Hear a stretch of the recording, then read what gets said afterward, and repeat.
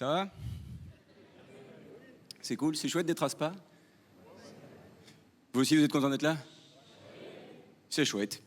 Alors, en arrivant, j'ai entendu à la radio un artiste qui faisait une reprise de Bob Marley. En tant que fan, je tiens à dire non. Non. J'avais déjà vu ça l'an dernier dans The Voice. Ça va? Tout le monde voit ce que c'est, The Voice? Oui, hein, cette célèbre émission qui permet de découvrir des jeunes talents en France. Non, The Voice Belgique, ça permet juste de découvrir certains membres du jury. Donc j'avais vu dans The Voice Belgique une Carolo qui faisait une reprise de Bob Marley. Donc déjà l'histoire commence mal. Une Carolo. Je n'ai rien contre eux, hein, mais il faut reconnaître que contrairement aux Canadiens, quand un Carolo se met à chanter, il perd pas son accent. C'est passer de No Woman No Cry à No Woman No Cry. Ça fait mal, hein. Pour vous dire à quel point je suis fan de Bob, par exemple, mes amis musulmans n'aiment pas qu'on fasse de caricature du prophète. Je n'aime pas qu'on fasse de reprise de Bob. Chacun son prophète. Après, je suis pas un extrémiste, hein. Je suis fan de Bob, mais je n'ai pas de dread. Parce que je suis blanc. Ça, je pense que les blancs devraient arrêter avec les dreads. En fait, je pense que les blancs devraient arrêter tout court avec les coiffures afro. Pour moi, un blanc avec une coiffure afro, c'est un peu comme un Congolais qui arrive à l'heure à un rendez-vous. C'est pas crédible.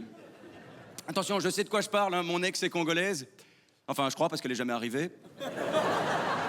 Alors, poursuivons les présentations. Moi, quand j'ai commencé l'humour, on m'a souvent dit « Oh, le mieux en humour, c'est de partir à Paris. C'est là-bas que ça se passe. » Donc, je l'ai fait. Je suis parti vivre pendant 4 mois à Paris. Voilà, je suis revenu. Hein. C'est ce que j'ai le mieux réussi. Mais bon, après 4 mois à Paris, c'était chouette. D'ailleurs, je ne sais pas. Il y a des Parisiens parmi nous ce soir? Non, on entre gens bien?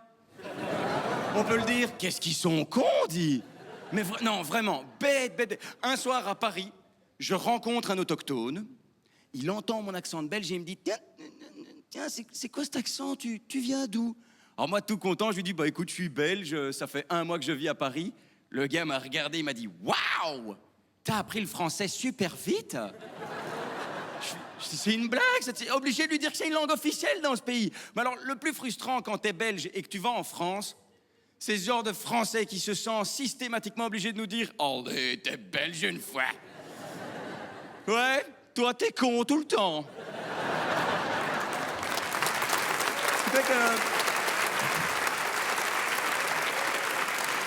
Ce qui fait que maintenant, quand je vais en France, j'aime bien leur expliquer la Belgique, tu vois, c'est très simple à faire. En fait, je leur dis, la Belgique, c'est un tout petit pays divisé en 3 grandes communautés. Au nord, il y a les Flamands, c'est les méchants. À l'est, il y a 2-3 Allemands, ils ne l'ouvrent plus trop, je pense qu'ils ont compris. Et au sud, les francophones de Belgique, alias les Wallons. Alors, pour donner une image précise, je dis toujours, le Wallon est ce qui s'apparente le plus à un ch'ti, mais sans la consanguinité. Oui, moi je m'en tape de mes propos, hein. Je dis ce que je veux pour les adeptes de la question. Oui, peut-on rire de tout? Je m'en cogne, hein. Vraiment, cette question me casse la tête. Quand il y a toujours quelqu'un pour venir te voir et te dire « Et toi, qu'est-ce que t'en penses? Peut-on rire de tout? » Ah non, vraiment. Honnêtement, les goûts et les couleurs, on sera jamais d'accord, quoi. Ça, malheureusement, c'est une question qui nous divise. Bon, après, c'est pas la seule question qui nous divise, hein. Il y en a plein d'autres, comme par exemple, doit-on réellement aimer les roux? Ça divise. En cas de guerre, ne serait-il pas préférable d'envoyer des obèses en première ligne? Ça divise. Ou encore, ai-je le droit de dire à l'enterrement de ma belle-mère? Oui, c'est cette maladie qui t'a rongé nous a tous affectés, c'est sûr. Même s'il faut noter que grâce à ce sida, tu n'avais jamais été aussi positif de toute ta vie. Ça divise. Oui, alors, en général, quand on me demande mon style d'humour, moi, je dis toujours « Oh, je fais du trash convivial. » C'est-à-dire, c'est trash, mais convivial. Donc, si certains de mes propos sont trop trash pour certaines personnes, n'oubliez surtout pas que c'est... Alors, la pédophilie... Quoi? Non, j'aime pas. La guerre en Syrie...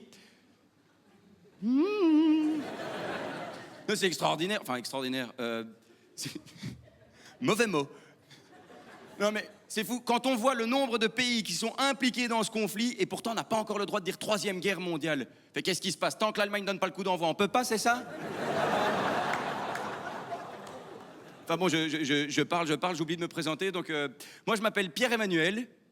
Oui, j'ai pas choisi. J'ai demandé à mes parents s'il y avait eu un projet ou un pari par rapport à ce prénom. Alors mon père a essayé de me rassurer en me disant « Ah, pas du tout, pas du tout. Moi, à la base, j'aurais bien voulu qu'on t'appelle Simon-Pierre. » Quoi? Non, mais je lui ai dit, qu'est-ce que je t'ai fait de mal? Tu t'es pété le frein en m'éjaculant ou quoi? Non, Simon-Pierre, c'est moche, c'est vraiment moche. Mais bon, je m'appelle Pierre-Emmanuel. Un peu long, hein, comme prénom. D'ailleurs, personne ne m'appelle comme ça, hein, tout le monde m'appelle P.E. Ou P. Ou pas. Bon, réflexion faite, heureusement que mes parents m'ont pas appelé Pierre-Daniel. Salut. Le stand-up de haut niveau Made in Belgium, c'était P.E.